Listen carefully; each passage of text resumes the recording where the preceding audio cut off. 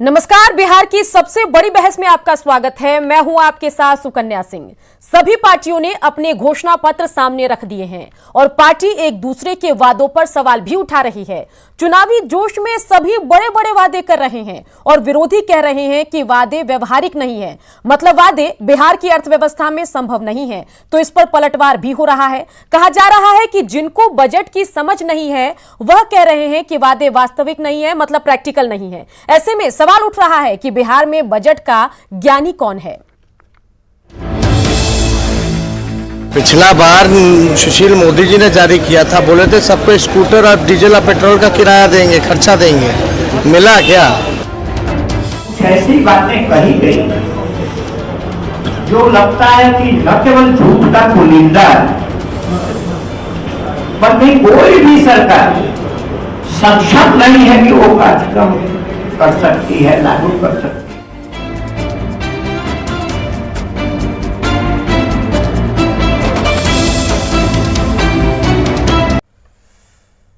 तो इसी मुद्दे पर आज हम चर्चा करेंगे। चलिए अपने पैनल से आपका परिचय करा दें। आज आरजेडी का पक्ष रखते नजर आएंगे रामबली चंद्रवंशी। आगे चलकर वो हमारे डिबेट में हमारे साथ जुड़ेंगे और साथ ही आपको बताएं कि कांग्रेस का पक्ष रखते नजर आएंगे सरोज तिवारी, वहीं जेडीयू का पक्ष रखेंगे सुहेली मेहता और अरविंद कुमार नेता बीजेपी का पक्ष रखते नजर आएंगे। और आगे चलकर एनके चौधरी अर्थशास्त्री भी हमारे साथ जुड़ेंगे और पूरे मसले पर अपने एक्सपर्ट कमेंट देते भी नजर आएंगे। चलिए सबसे पहले बात करते हैं अरविंद कुमार बीजेपी नेता से। अरविंद कुमार जी, इस बार बीजेपी का भी विजन डॉक्यूमेंट सामने है और तमाम पार्टियां भी अपना घोषणा पत्र लेकर सामने हैं, क्या कुछ आपको लग रहा है? मैं आपको बता दूं कि भारतीय जनता पार्टी अपने आदर्शों के कारण ही इस देश में अपना अलग चेहरा बना के चलती है। जब भी हम भारतीय जनता पार्टी को जन सेवा का अवसर मिला, हमने जनमानस के सर्वांगीण विकास के लिए कार्य किया। अब बिहार जातीय हिंसा से बाहर निकल चुकी है। 90 दशक का बिहार नहीं है। हमने विकसित बिहार को देखते हुए विजन ऑफ डॉक्यूमेंट हमने तैयार किया है।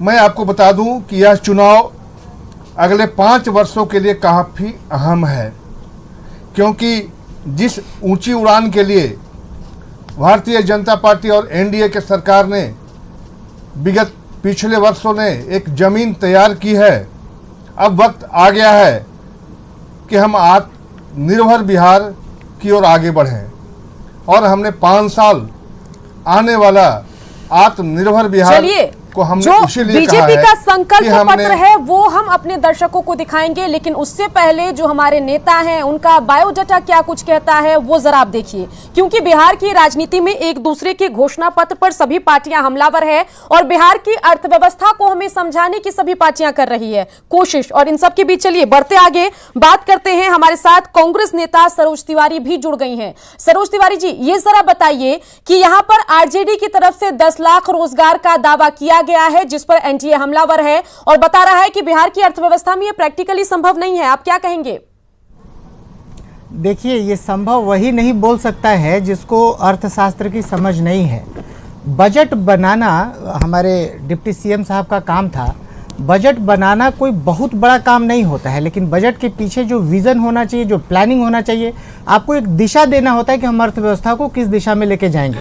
तो वो जो दिशा देना होता है वो दिशा ये नहीं दिखा है। और अगर हम 10 लाख रोजगार की बात कर रहे हैं तो ये दिशा है और ये बड़ा मौजू है, चूँकि वर्तमान परिस्थिति में जब आपको भारत का भी जीडीपी आप देखिएगा -10 से नीचे है, आप पाकिस्तान और बांग्लादेश से पीछे हैं, तब ऐसी स्थिति में आपको लगता नहीं है कि आप, और इसका अगर उपाय किसी अर्थशास्त्री से पूछिए तो वो बताएंगे कि सरकारी निवेश की ज़रूरत है और उसमें रोजगार क्रिएट करने की ज़रूरत है। चाहे रोजगार देने के लिए आपको सरकारी निवेश बढ़ाना पड़े तो बढ़ाना पड़ेगा। यही एकमात्र रास्ता है आपको इकोनॉमिक कोलैप्स से बचने के लिए। और एक और रास्ता कांग्रेस यहाँ कल से दिखा रही है, जब से कांग्रेस का घोषणा पत्र आया है। शराबबंदी की समीक्षा की बात भी कांग्रेस कह रही है, उस पर क्या? देखिए, अभी शराबबंदी पे आप बाद में बात कर लीजिएगा। शराबबंदी से भी नुकसान हुआ है। अगर शराब आप वास्तव में रोक सकते तो बहुत अच्छी बात थी, लेकिन शराब क्या आप सच में आप मानती हैं कि रुक गया बिहार में? नहीं रुका। आपके पास जो शराबबंदी हुआ है इसके वजह से बाहर के स्टेट रेवेन्यू ले रहे हैं, क्योंकि शराब उतनी ही मात्रा में आ रहा है, उससे ज्यादा भी आ रहा है, तो बाहर के स्टेट को रेवेन्यू मिल रहा है, आपका स्टेट तो रेवेन्यूहीन हो गया।